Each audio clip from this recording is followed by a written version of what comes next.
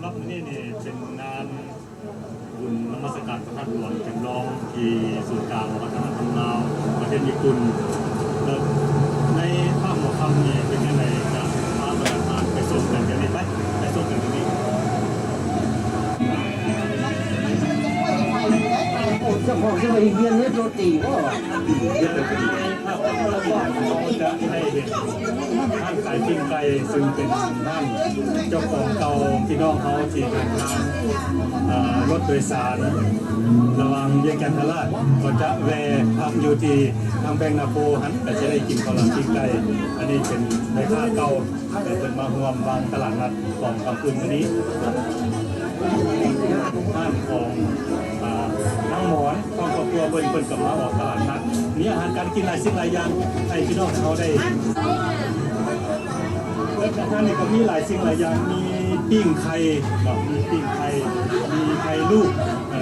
เป็นอาหารหลักของพี่น้องเขาชาวลาวไข่ลูกกรอบขนมยำแล้วก็ยังมีสุ่มปลาขนมแห้งมีสุ่มปลาหัวมีให้พี่น้องเขาได้ก็ยังมีเครื่องปรุงต่างๆอีกอันนี้ก็เป็นไม้ซึ่งเอามาจากสวนของพี่น้องเขาปลูกมีมะม่วงเป็นอาหารหลักของเราก็จะต้องมายังไม่ได้ขอเลยอันนี้เขาจะพาทานไปเมืองท่านไปเมืองของเราเนาะมันก็ลงน้ำมันอันนี้ก็มีหลายสิ่งหลายอย่างที่น้องเขาได้ชิมกันนะครับวันนี้มีตำบักหุ่งมีเครื่องในต่างๆอันนี้ก็ยังมีข้าวจีปาเต้เนาะอันนี้ก็เป็นทางเก่าที่มาจากการเขตตุลาตลาดเศร้าคนละขวดดินเนาะเป็นเคยเห็นข้าวจีปาเต้อยู่ทางคุณเป็นการมาล้างตลาดนัดสำหรับคืนมื้อนี้แล้วก็ยังมีหลายสิ่งหลายอย่างมั่งเบิ่งกันอีกอันนี้ก็เป็นห้างของพี่น้องทางสิทานใต้เพิ่นก็ได้ของตลาดนัดมีขายเสืออัวใหญ่เนาะอันนี้เป็นเสืออัวของทางญี่ปุ่นเพิ่นก็ได้มาขายในกับเชงอันนี้แล้วก็มีลูกชิ้นอันนี้เป็นอาหารที่ว่าสำหรับแก้มเหล้าของพี่น้องเราในค่ำคืนนี้แล้วมาเบิ่งกับพี่อีก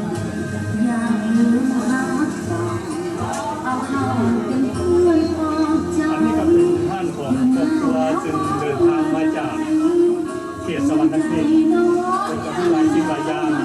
มาขายวันนี้มีตำบักหุ่งแล้วก็มี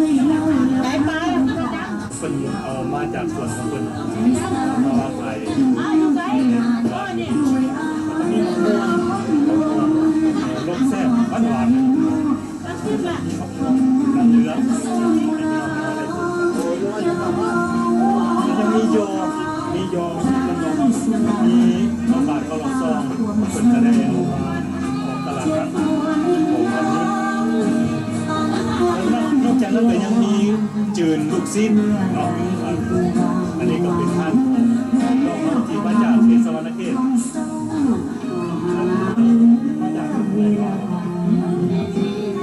ากเขตนางายาเซ่เนาะก็อยู่ในแขวงนครเกษซึ่งนี่ก็มีจืนเสวัวมียอจืนเนาะยอจืนอันนี้เป็นการได้ออกมาให้พี่น้องทั้งน้องได้ซิมกันในงานบุญนมัสการพระธาตุหลวงแล้วก็ยังมีเครื่องปรุงของมันเป็นมักเทศเป็นกรรมการในร้านอื่นๆให้พี่น้องได้เอาไปใส่ซอยอยู่ในบ้านก็แค่นั้นก็มีเมี่ยงเข้าอันนี้มีโมฮิลีกับโมมีให้พี่น้องเราเนี่ยอันนี้มีคนเทศมาเป็นพิเศษสำหรับเมี่ยงเข้าแซ่บเป็นว่าแล้วก็มีไก่อบก็ได้เก็บไก่อบมาสมทบในตลาดนัดของนมัสการพระธาตุหลวงจำลองของคำพูดเลยอันนี้มาที่นี่ก็มีปิ้งไก่ใหญ่เนาะ